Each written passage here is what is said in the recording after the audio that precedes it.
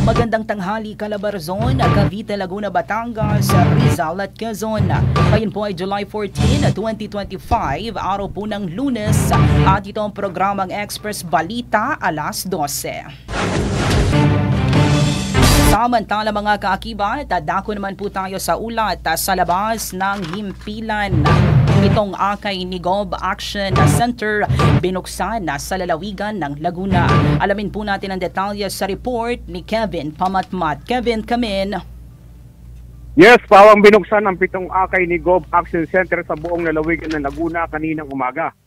Unahan ito ni Governor Sol Aragones sa bayan ng Santa Cruz, kung saan matatagpuan ito sa DSWD Office, Barangay Public Street. Sa bahagi naman ng Cabuyao City, ang tanggapan ng Action Center ay makikita sa Barangay Sala. Sa lungsod ng Calamba ay ang Hectan Extension Capital Office. Samantalang sa Barangay Calendola naman sa San Pedro City. Sa mga taga San Pablo City naman ay matatagpuan po ang akay ni Gob Action Center sa Maharlika Highway. Tapat lamang ito ng kilalang mall. Sa ground floor naman ng Victor Mall, Barangay Balibago para naman sa taga Santa Rosa City. Samantalang dumalo din kaninang umaga si Governor Sol Aragones sa flag raising ng munisipyo ng Santa Cruz, kung saan bago pa man ito magsimula ay nagkaroon muna ng pagbasbas ng patient transport vehicle at tuwang si Mayor Benjo Ogaro at buong miyembro ng Sangguniang Bayan.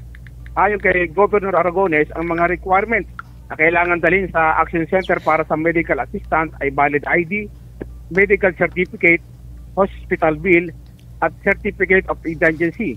Para naman sa burial assistance ay maaaring dalhin ang valid ID, funeral contract at death certificate. Mula sa labas ng himpilan, Kevin Pamatmat ang inyong kaibat para sa DCJP 1458 Radyo Calabarzon. Maraming salamat, Kevin Pamatmat.